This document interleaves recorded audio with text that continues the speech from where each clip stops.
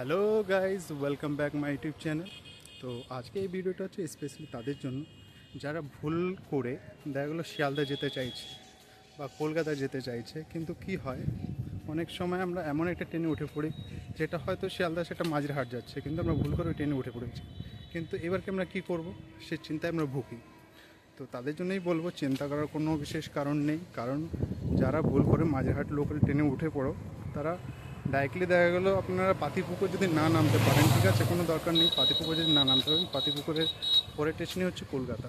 এটা হচ্ছে রেলওয়ে স্টেশনের পাশ দিয়ে রেল লাইন, ঠিক আছে। আর আমি যেখান দিয়ে হাঁটছি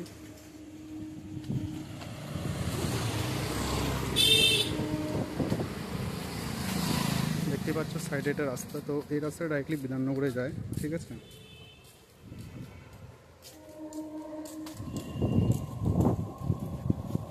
তো যারা যারা ভুল করে মোটামুটি উঠে পড়ো কলকাতা নেমে যাবে, চিন্তা করার কোনো কারণ নেই। কলকাতাতে ডাইরেক্টলি হেঁটে হেঁটে তোমরা বিধাননগরে যেতে পারবে, আর বিধাননগর থেকে ট্রেন ধরে ডাইরেক্টলি শিয়ালদা চলে যেতে পারবে, ঠিক আছে। বিশেষ কোনো চিন্তা করার কারণ নেই।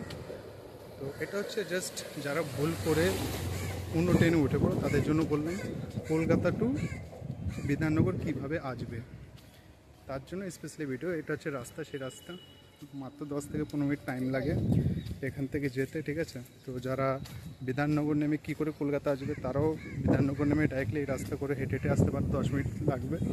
আর যারা ভুল করে ট্রেনে উঠে পড়ো কলকাতা নেমে তারা বিধাননগরে।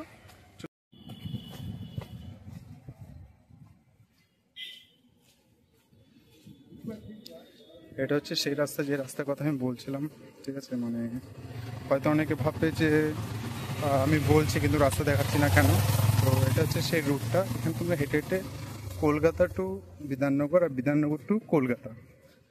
যারা ভুল করে অন্য ট্রেনে চলে যাবে বা বিধাননগর থেকে কীভাবে কলকাতায় যাবে হেঁটে হেঁটে, তাদের জন্য এই ভিডিওটা বানানো হয়েছে। খুবই তাড়াতাড়ি, মোটামুটি 10 মিনিটের ভিতরে তোমরা চলে আসতে পারবে, ঠিক আছে।